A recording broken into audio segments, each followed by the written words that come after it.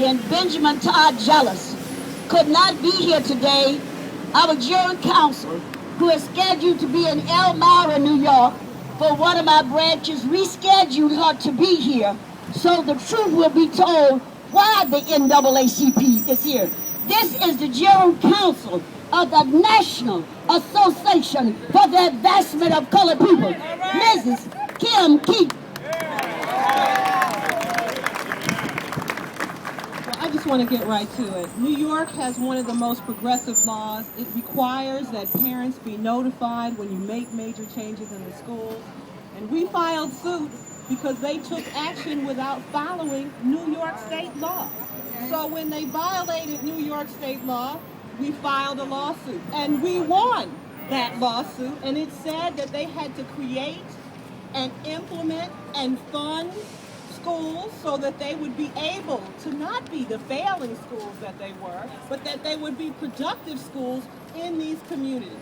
We tried to negotiate, and I think Hazel can talk about this much better than I can. We tried to negotiate. We thought we had negotiated. Everybody thought that it was all done. But when we found that it wasn't being done, that these schools did not have plans, some of them created for them, did not have the funding, did not have anything implemented for the new year, but yet there was going to be co-location where students across the hall would have laptops, but not students on the other side of the hall, or people would have more access to the library while other people would have less access to the library. We recognize that that is separate and unequal. And that is at the heart. It doesn't matter if the kids are the same color on both sides of that wall. It's still separate but unequal. So that's why we went back to court. We are fighting for children, for the children. Their education should not be based on a lottery. Their education should be based in the laws of the state of New York. And just remember this, what happens to these children if they don't get a quality education in our public schools? What happens to them? We all know that if you don't get a high school education in America, your trajectory is totally different from the child who goes on and is able to attend college. So we stand with Hazel Dukes, we stand with New York. This is a very important issue. And all we're asking New York to do is follow the law. That's all we're asking for. We're not creating new law. There's no extension of a law. It's the law that New York has on the books, and a court order says that we are asking for something that we are doing. So thank you.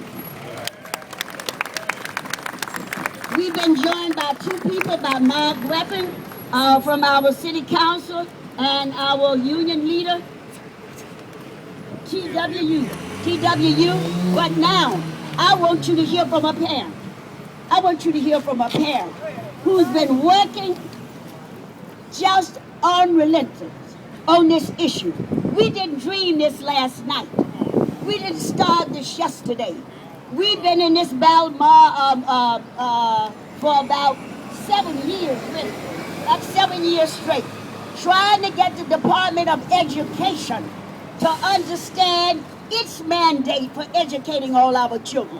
And when some of our children have lunch at 10 o'clock, some of our children have no school yard activity, that is segregation. I want you all to write it till you get tired of writing the word segregation. Segregation. Segregation. Segregation. Unequal. Unequal. We will not stand for it. Not no gut bound. No. Thank you, Dr. Dukes. Thank you, NAACP. Thank you, community and elected officials. As Dr. Dukes says, this fight didn't just start with this lawsuit. This community is under siege.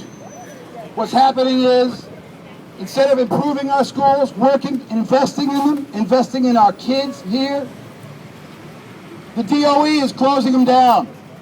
They're squeezing our kids out. They're not investing in the 96% of the kids who attend our public schools. Instead, they're saying education is a business. It's a competition. What happens in competitions, Mayor Bloomberg? What happens in competitions, Arnie Duncan? You have winners and you have losers. And in our case, Those losers are the 96% of the kids who go to these public schools. The problem with our charter schools here in the co-location is that our kids in the public schools are losing. Our friend Eva Moskowitz and the other charters, she's just doing her job. She says it. Her job is to compete. Well, what happens when you compete with millions of dollars? When you spend more on marketing to bring in kids than you do for books, for food, for transportation for our public school kids. That's what's going on. Over $1,000 a kid to market while our kids are getting cut. We're not making this up. At PS 241, the charter school wanted the kindergarten rooms on the ground floor. What Eva wanted, Eva got. Our public school kids are in the basement, next to the boiler room. Separate and unequal. At PS 149, they wanted the gymnasium. So the charter school got the gymnasium.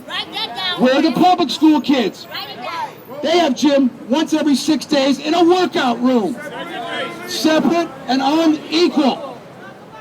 At PS 123, Eva Moskowitz and the charters, they wanted the labs because they want to be able to offer science to their kids every single day.